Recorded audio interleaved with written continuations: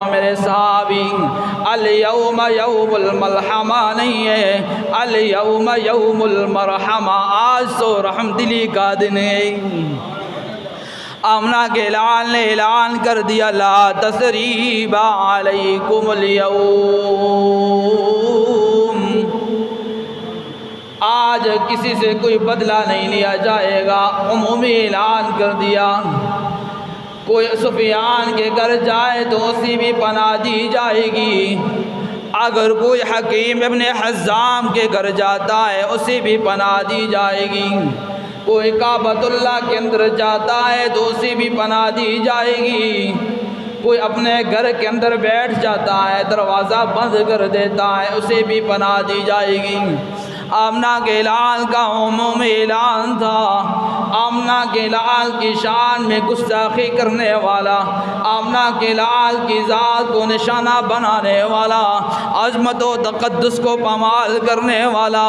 آمنہ کے لال کی دشمنی میں ہر حد پار کرنے والا ابن حدلوہ موجود ہے، کعبہ کے اندر موجود ہے۔ حالانکہ آمنہ کے لال نے اعلان کر دیا تھا لا تثریب علیکم اليوم،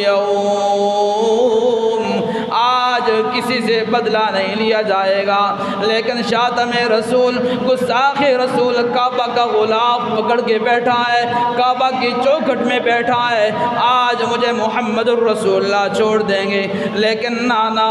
آمنہ کے لال نے اپنے صحابی رسول کو حکم دیا او میرے صحابی ذرا جانا ابن حدل کا سر قلم کر دی،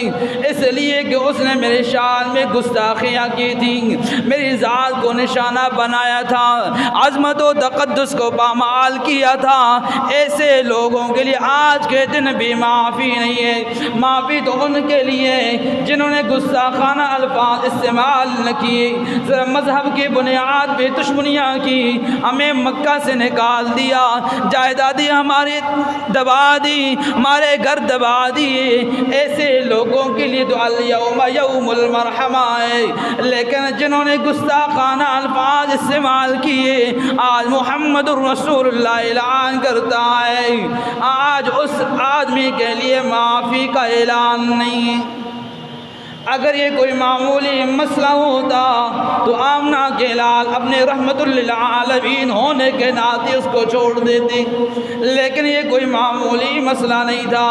وہاں پر یہود کا سردار